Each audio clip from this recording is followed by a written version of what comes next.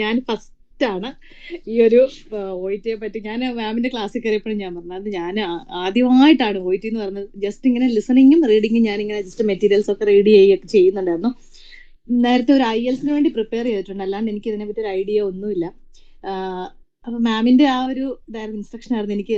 ഒന്നാമത്തെ കാര്യം, എനിക്ക് ലിസണിങ്ങും റീഡിങ്ങും എങ്ങനെ അതാണല്ലോ എല്ലാവർക്കും പോകുന്നത്, അതെങ്ങനെയാണ് മാമിന്റെ ക്ലാസ്സിൽ എനിക്ക് ജോയിൻ ചെയ്ത് എനിക്ക് തോന്നുന്നു പാട്ട് എനിക്ക് ഏത് മെത്തേഡ് യൂസ് ചെയ്യണം എന്നുള്ള ഭയങ്കര ഇതാണ്. പക്ഷെ മാമിന്റെ ക്ലാസ് എനിക്ക് ഭയങ്കര യൂസ്ഫുൾ ആയിരുന്നു. പാട്ട് ഞാനതുപോലെ മാം പറഞ്ഞു പോലെ തന്നെ 12 മിനിറ്റ്സ് ഈസി ആയിട്ട് ഞാൻ ഏത് മെറ്റീരിയലും ഞാൻ 12 മിനിറ്റ്സിൽ ഫിനിഷ് ചെയ്യാൻ തുടങ്ങി. പിന്നെ മാമിന്റെ ക്ലാസ് അറ്റൻഡ് ചെയ്തപ്പോഴും എനിക്ക് അങ്ങനെ സ്കോർ വലിയ കുഴപ്പമായിട്ട് വന്നില്ല. എപ്പോഴും ഒരു 15 എബോവ് കിട്ടുന്നുണ്ടായിരുന്നു ആദ്യത്തെ ക്ലാസ് തൊട്ട്. പിന്നെ അതിൽ എപ്പോഴും കോൺസ്റ്റന്റ് ആയിട്ട് ഒരു ഇത് വേണം എന്നുള്ള ഒരു ഇതുണ്ടായിരുന്നു എങ്ങനെയെങ്കിലും. പിന്നെ പാട്ട് എനിക്ക് ഭയങ്കര ടഫായിരുന്നു. അതിന് മുന്നേ ഇത് എന്നാന്ന് പോലും മനസ്സിലായിട്ടില്ല. പക്ഷെ മാമിന്റെ ആ 2-3 ക്ലാസ് കഴിഞ്ഞതിന് ശേഷം എനിക്ക് ഏറ്റവും ഇഷ്ടമായത് അതായിരുന്നു. നന്നായിട്ട് എനിക്ക് ഞാൻ തന്നെ അപ്പം അയ്യോ എനിക്ക് ഇത്ര എളുപ്പമാണോ, അപ്പൊ ഞാൻ ഹസ്ബൻഡിനോട് എല്ലാവരോടും പറയാൻ തുടങ്ങി, കുഴപ്പമില്ല കേട്ടോ റീഡിങ് എല്ലാവരും ഇനിയിപ്പോ അവിടെ ചെന്നിട്ട് ഞാൻ എന്ത് ചെയ്യുമെന്ന് അറിയില്ല, പക്ഷെങ്കിൽ ഇപ്പൊ എനിക്ക് ഭയങ്കര ഈസിയാണ് റീഡിങ്. ഏറ്റവും ടഫായിരുന്നു എനിക്ക് റീഡിങ്. പിന്നെ ലിസണിങ് ആണെങ്കിലും മാം പറഞ്ഞ ആ ഒരു ഇതായിരുന്നു ഞാനും യൂസ് ചെയ്തോണ്ടിരുന്നത്. അവര് പറയുന്നത് ഇങ്ങനെ കണ്ണടച്ച് കേൾക്കുക, അവരെന്താ പറയുന്നത് അതേപോലെ ഇങ്ങനെ കേൾക്കുക. കേട്ടിട്ട് ഞാൻ പിന്നെ ചിലതൊക്കെ മാമിന്റെ ക്ലാസ്സിൽ ഞാൻ മാം രണ്ടാമത് കേൾപ്പിക്കുമ്പോൾ ഞാൻ അതിങ്ങനെ എഴുതുമായിരുന്നു സ്ക്രിപ്റ്റ് പോലെ. മാം പഠിപ്പിക്കുന്ന ക്ലാസ്സിൽ തന്നെ അങ്ങനെ ചെയ്തിട്ടുണ്ട്. മാം 2-3 വട്ടം കേൾപ്പിക്കുമല്ലോ, അപ്പൊ ഞാൻ അത് 2-3 വട്ടം അതിങ്ങനെ എഴുതും. അപ്പൊ എന്താ എവിടാ പോയത്. ഞാൻ പിന്നെ മാമിന്റെ ക്ലാസ് എനിക്ക് ഒരു ക്ലാസ് മാത്രമേ ഉള്ളൂ മിസ്സായത്, ബാക്കി എല്ലാ ക്ലാസ്സും ഞാൻ അറ്റൻഡ് ചെയ്തായിരുന്നു നന്നായിട്ട്. ക്ലാസ്സിൽ ഞാൻ എന്റെ ഡൗട്ടൊക്കെ അപ്പൊ തന്നെ മാമിനോട് ചോദിച്ചിട്ടുണ്ട്. ഞാൻ യൂട്യൂബില് ഇങ്ങനെ എനിക്ക് എല്ലാവരും പറയുന്ന ഒരു കാര്യം വലിയ ഹൈപ്പാണ്, അതൊക്കെ ചെയ്യുന്നുണ്ട്. പക്ഷെ എനിക്കും വേണ്ടത് ഇതാണ്, റീഡിങ്ങും ലിസണിങ്ങും എങ്ങനെ ചെയ്യും, എങ്ങനെ എന്റെ ഫ്രണ്ട്സ് ഒക്കെ ഒരുപാട് പേര് എനിക്കിപ്പോ അതുകൊണ്ട് ഭയങ്കര സന്തോഷമാണ്. എന്റെ ഫ്രണ്ട്സ് ഒക്കെ എന്റെ കൂടെ വർക്ക് ചെയ്യുന്നവരും എല്ലാവരും ഒരുപാട് വട്ടം അറ്റംപ്റ്റ് ചെയ്തിട്ട് റീഡിങ് കിട്ടിയിട്ടില്ല, ലിസണിങ് കിട്ടിയിട്ടില്ല, റീഡിങ് ഒരു രീതിയിലും കിട്ടുന്നില്ല. അപ്പം ഞാനും ഇതിലോട്ട് വരുന്ന അങ്ങനെ തന്നെയാണ് റീഡിങ്.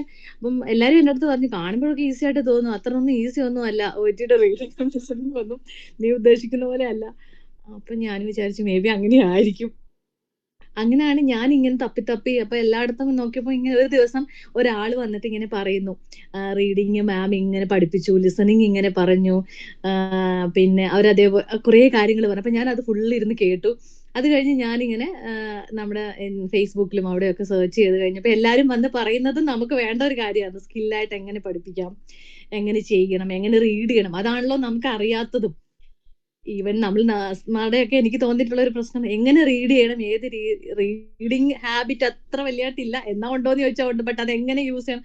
മാം പറഞ്ഞ ആ സ്ട്രാറ്റജി ഒക്കെ ഞാൻ നന്നായിട്ട് യൂസ് ചെയ്തിരുന്ന മറ്റേ നമ്മള് ഇതിന്റെ ഒരു ഒപ്പീനിയൻ ക്വസ്റ്റ്യൻ ചോദിക്കുമ്പോഴേ, ഫീലിങ്സ് ചോദിക്കുമ്പോഴേ, ഒരു ഫസ്റ്റിൽ അറ്റംപ്റ്റ് ചെയ്യുന്ന എനിക്ക് തന്നെ അതൊക്കെ ഐഡന്റിഫൈ ചെയ്യാൻ പറ്റിയെന്നുള്ളത് എനിക്ക് ഭയങ്കര കോൺഫിഡൻസ് ആയിരുന്നു. എക്സാം ഹാളിൽ ചെന്നപ്പോഴും ഞാന് കഴിഞ്ഞപ്പോഴും ഞാൻ പറഞ്ഞു എല്ലാരും പറഞ്ഞ പോലെ ഇപ്പൊ ഞാൻ തോറ്റു പോകുമെന്ന് എനിക്ക് അറിയില്ല, ബട്ട് എല്ലാരും പറഞ്ഞ പോലെ ഒന്നും മാം പറയുമായിരുന്നല്ലോ നിങ്ങൾ കണ്ട പോലെ ഭയങ്കര ടഫ്. അതേപോലെ തന്നെയായിരുന്നു എനിക്കും. ഭയങ്കര വലിയൊരു it's not a big deal എന്ന് പറയുന്ന വലിയ സംഭവമല്ല. മാം പഠിപ്പിച്ച സാധനങ്ങളൊക്കെ പോലെ തന്നെ എനിക്ക് ചെയ്യാൻ പറ്റി. ലിസണിങ് ആയാലും ലിസണിങ് മാം പറഞ്ഞ സെയിം സ്ട്രാറ്റജി ആയിരുന്നു. ഞാൻ ഇങ്ങനെ പേന വെച്ച് ഓരോന്ന് പറയുമ്പോഴും അവരുടെ കൂടെ ഇങ്ങനെ പോവായിരുന്നു. അതെനിക്ക് നന്നായിട്ട് ലിസണിങ്ങിന്റെ പാർട്ട് സിയുടെ സെക്കൻഡ് പാർട്ടിൽ അതേ സെയിം വന്നു. അതിൽ എന്റെ ഫസ്റ്റ് പാർട്ട് സിയിൽ ഒരു 2 അതില് ചെറിയ അങ്ങോട്ടും ഇങ്ങോട്ടും ഒരു ഇതുണ്ടായിരുന്നു, ബട്ട് നന്നായിട്ട് ചെയ്യാൻ പറ്റി. അതുപോലെ തന്നെ ലിസണിങ്ങിന്റെ ആദ്യത്തെ പാർട്ട് എയും പാർട്ട് ബിയും ഒക്കെ എനിക്ക് നന്നായിട്ട്, പാർട്ട് ബി മാം പറഞ്ഞ രീതിയിൽ തന്നെയായിരുന്നു ഞാനും ചെയ്യുന്നത്. ജസ്റ്റ് എഴുതുകയും നോട്ട് പോലെ എഴുതിയിട്ട് ലാസ്റ്റിൽ എന്നിട്ടായിരുന്നു ഞാൻ ആൻസർ ചെയ്യുന്നത്. റീഡിങ് എനിക്ക് പാട്ടേ നല്ല എളുപ്പമായിരുന്നു. ഞാനൊരു പെട്ടെന്ന് തന്നെ തീർന്നായിരുന്നു. എന്താ പറയുക, നമ്മുടെ ആ ചെറിയ മെറ്റീരിയൽ അല്ലേ അതേപോലെ തന്നെയായിരുന്നു. ബട്ട് അവിടെയൊക്കെ അവർ മാം തരുന്ന പോലത്തെ തന്നെ സിനോണിയംസ് ഒക്കെ യൂസ് ചെയ്ത് ചില വാക്കുകളൊക്കെ മാം ക്ലാസ് ഇതിങ്ങനെ ആയിരിക്കും അവര് പറയുന്നത്.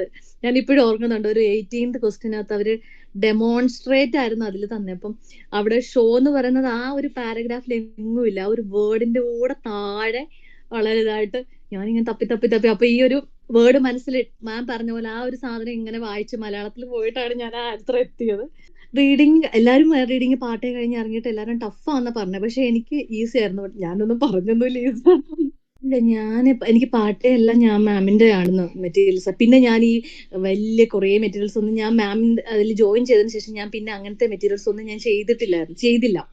നമ്മുടെ മെറ്റീരിയൽസ് തന്നെ ഞാൻ ഒരു വട്ടം ചെയ്തത്.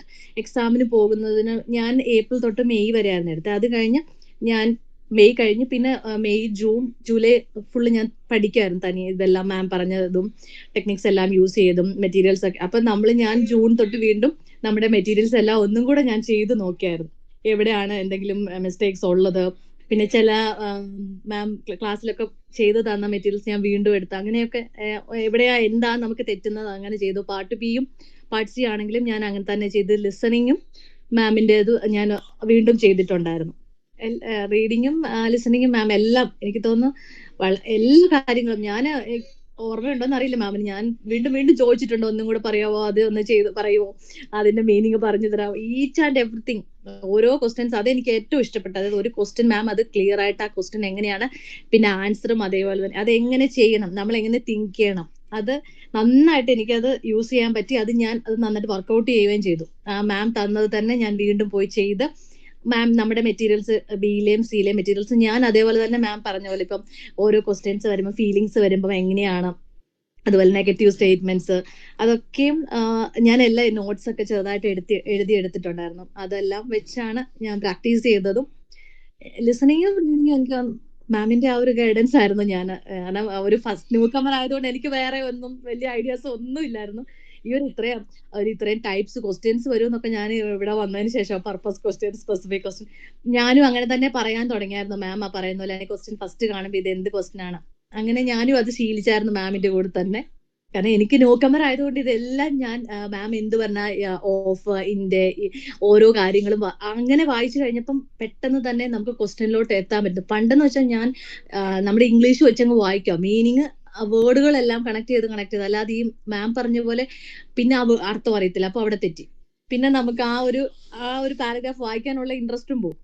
മാം പറഞ്ഞതിന് ശേഷം ഞാൻ ക്വസ്റ്റ്യൻ വായിച്ച് അപ്പൊ തന്നെ ഓട്ടോമാറ്റിക്കലി ചില ടൈമിൽ ആൻസർ ഓട്ടോമാറ്റിക്കലി ഇത് വായിച്ച് ഇതാണല്ലോ അവിടെ മാം പറഞ്ഞ രീതി വെച്ച് തിങ്ക് ചെയ്യുമ്പോൾ അങ്ങനെയാണല്ലോ വരണ്ടേ, ഇത് ഇങ്ങനെയാണല്ലോ വായിക്കണ്ടേ. അപ്പൊ നമ്മൾ ചെന്ന് ചിലപ്പോൾ ആൻസറിൽ നോക്കുമ്പോൾ ആ സെയിം റിലേറ്റ് ചെയ്യുന്ന രീതിയിലുള്ള ആൻസേഴ്സ്. അതുപോലെ മാം ഓരോ കാര്യങ്ങൾ ഇത് എങ്ങനെ കണക്ട് ചെയ്തെടുക്കണം, സ്പെസിഫിക് ആവുമ്പോൾ എത്രയും നോക്കണം, ജനറൽ ക്വസ്റ്റ്യൻ ആവുമ്പോൾ ഒരു വേർഡിൽ മാത്രമല്ല നമ്മൾ കണക്ട് ചെയ്യേണ്ടത് എന്നൊക്കെ പറഞ്ഞ് അതൊന്നും എനിക്കറിയില്ലായിരുന്നു. ഞാൻ ഈ ഫസ്റ്റ് അറ്റംപ്റ്റ് ആയതുകൊണ്ടും എനിക്ക് തോന്നുന്നു എനിക്ക് ഒരു ഫസ്റ്റിൽ ഞാൻ ഒരാൾ, അത് മാമിന്റെ കഴിവും കൊണ്ടാണ് എനിക്ക് അത്രയൊന്നും അത് ആ രീതിയിൽ കറക്റ്റ്. മാം എപ്പോഴും പറയുന്ന പോലെ തന്നെ നമ്മൾ ഏത് രീതിയിൽ ചെയ്യുന്നു എന്നുള്ളതല്ലോ. ഒത്തിരി മെറ്റീരിയൽസ് ഞാൻ അതുകൊണ്ട് മാം പറഞ്ഞതിന് ശേഷം ഒരു ദിവസം ഒരു മെറ്റീരിയൽ ആണ് ചെയ്യുന്നത് നല്ല വൃത്തിയായിട്ട് ചെയ്യുക. അത് മാം പറഞ്ഞിട്ടുണ്ടായിരുന്നു ഞങ്ങളുടെ ക്ലാസ്സിൽ. ഒരു ലിസണിങ് മെറ്റീരിയൽ ആണെങ്കിലും നിങ്ങൾ ചെയ്തിട്ട് പോകുമ്പോൾ അത് നല്ല വൃത്തിയായിട്ട് ചെയ്തിട്ട് പോയാൽ മതി, ഒരുപാട് ചെയ്യണ്ട. ആ ഒരു എപ്പോഴും എന്റെ മൈൻഡിലുണ്ടായിരുന്നു. ചെയ്യുന്നത് ഞാൻ മാം പറഞ്ഞ പോലെ തന്നെ കേട്ട് തെറ്റൊക്കെ മനസ്സിലാക്കി എന്താണ്. പിന്നെ അതിന് മുന്നേയൊക്കെ ഞാൻ ഈ വൊക്കാബുലറീസ് ഒക്കെ എഴുതി വെച്ച് മീനിങ് ഒക്കെ എഴുതുമായിരുന്നു മാമിന്റെ ക്ലാസ്സിൽ കയറുന്നതിന് മുന്നേ. പിന്നെ അതിന്റെ ആവശ്യം പിന്നെ എനിക്ക് വന്നതില്ല. ഭയങ്കര ചിലർ പറയും നമ്മൾ ഇങ്ങനെ ഒരുപാട് ടൈം ആ റീഡ് ചെയ്ത്, അങ്ങനെയൊന്നും എനിക്ക് ഫീൽ ചെയ്തില്ല. ഞാൻ വളരെ കൂളായിട്ട് മാം പറഞ്ഞ പോലെ തന്നെ മീനിങ് ഒക്കെ വായിച്ച് ശ്രദ്ധിച്ച് ഓരോ പാരഗ്രാഫ് വായിച്ച് അത് അർത്ഥം മനസ്സിലാക്കി എന്നിട്ടാണല്ലേ ഞാൻ ആൻസറിലോട്ട് പോകത്തുള്ളായിരുന്നു. അല്ലാതെ നമ്മളൊരു ഐഡിയ ഉണ്ടാക്കി എന്താണ് ആ ഒരു മാം പറയല്ലോ ഒരു ഓവർവ്യൂ നമ്മൾ സെറ്റ് ചെയ്തിട്ടായിരുന്നു ഞാൻ ആൻസർ നോക്കിയതൊക്കെ. ആ മോക്കിംഗ് ടൈമിലാണ് എനിക്ക് ആ ടൈം അങ്ങ് സെറ്റായി 12 മിനിറ്റ്സ് എന്നുള്ളത്. ഏത് മെറ്റീരിയൽ വന്നാലും ഞാൻ 12 മിനിറ്റ്സിൽ തന്നെ ഫിനിഷ് ചെയ്യാൻ, അങ്ങനെ ഏത് മെറ്റീരിയൽ വന്നാലും പിന്നെ ഞാൻ ആ 12 മിനിറ്റ്സിൽ തന്നെ ഫിനിഷ് ചെയ്യുമായിരുന്നു. എക്സാമിന് ചെന്നപ്പോഴും എനിക്ക് പെട്ടെന്ന് തന്നെ എനിക്ക് തോന്നുന്നു 5 മിനിറ്റ്സ് എന്ന് പറഞ്ഞപ്പോൾ ഓൾമോസ്റ്റ് എൻ്റെ എല്ലാ ഞാൻ ആൻസേഴ്സും കഴിഞ്ഞു. ഒരു ആൻസർ മാത്രമേ ഉണ്ടായിരുന്നുള്ളൂ എനിക്ക് പിന്നെ എഴുതാൻ. പിന്നെ ഞാൻ എല്ലാം ജസ്റ്റ് ഒന്ന് റീഡ് ചെയ്ത് എനിക്ക് ഹാൻഡ് റൈറ്റിംഗ് എൻ്റെ കുറച്ച് തന്നെ, അപ്പൊ ഞാൻ അതൊക്കെ ഒന്ന് സെറ്റാക്കി അങ്ങനെയൊക്കെ ചെയ്യുമായിരുന്നു. അതുകൊണ്ട് വലിയ പാനിക് ആയില്ല. എക്സാം ടൈമും എനിക്ക് വലിയ അതുകൊണ്ട് നമ്മുടെ ആ മോക്ക് ടെസ്റ്റ് നമ്മൾ 12 എന്നുള്ളത് നമുക്കറിയാം ടൈം ഉണ്ടെന്നുള്ളത് നമ്മുടെ ഒരു മൈൻഡിൽ ഉണ്ടായിരുന്നു. എനിക്കിപ്പം ഞാൻ പറഞ്ഞില്ലേ, ഞാനൊരു ന്യൂ കമർ ആയിട്ടുള്ള ഒരാൾക്ക് ഇത്രയും ഒക്കെയും ഒരു ഐഡിയ മാമിന്റെ ക്ലാസ്സിൽ ചേർന്നതിന് ഓരോ ക്വസ്റ്റ്യൻസിനെ പറ്റിയിട്ടും റീഡിങ്ങും ലിസണിങ്ങും എനിക്ക് ഒരുപാട് ഹെൽപ്ഫുൾ ആയി മാമിന്റെ ക്ലാസ്സിൽ. അതെനിക്ക് പറയാതിരിക്കാനേ പറ്റില്ല. അതുകൊണ്ടാണ് പിന്നെ മാം തന്ന മെറ്റീരിയൽസ് മാം എപ്പോഴും പറയുന്ന പോലെ തന്നെ പ്രാക്ടീസ് ചെയ്യുക, നല്ല രീതിയിൽ പ്രാക്ടീസ് ചെയ്യുക. നമ്മുടെ കോഴ്സ് എന്ന് പറയുന്നത് അത് മാം സ്പെഷ്യലി ഈച്ച് പേഴ്സൺസിന് ആ ഒരു അറ്റൻഷൻ കൊടുത്ത് എല്ലാവരോടും മാം ചോദിക്കും, മനസ്സിലായോ, വീണ്ടും പറഞ്ഞു തരികയൊക്കെ ചെയ്തിട്ടുണ്ട് ഞങ്ങളുടെ ക്ലാസ്സിലും. എനിക്ക് തോന്നുന്നു നമ്മൾ അതുപോലെ തന്നെ കറക്ഷൻസിന്റെ കാര്യത്തിനായാലും എന്ത് ഡൗട്ട് ചോദിച്ചാലും ഞാൻ 2-3 ഡൗട്ട് ചോദിച്ചപ്പോഴൊക്കെ മാം അതിന് റിപ്ലൈ ഒക്കെ അയച്ചു തന്നിട്ടുണ്ട്. ഞാനൊരു എക്സാമ്പിളാണ് ന്യൂ കമ്മർ ആയിട്ട് വന്ന് ഞാൻ ടൈം എടുത്തിട്ടാണ് എക്സാം എഴുതിയത് മാം. കോഴ്സ് കഴിഞ്ഞ് കുറച്ചും കൂടെ ഒന്ന് എല്ലാം ഒന്ന് കറക്റ്റ് ചെയ്തതിന് ശേഷമാണ് എക്സാം എഴുതിയത്. ലിസണിങ്ങിന് 350, റീഡിങ്ങിന് 380, റൈറ്റിംഗ് 350, സ്പീക്കിംഗ് 400. ഞാൻ ഓൾറെഡി ഒരാളെയും കൂടെ 1-2 പേര് ജോയിൻ ചെയ്തിട്ടുണ്ട് ഓൾറെഡി.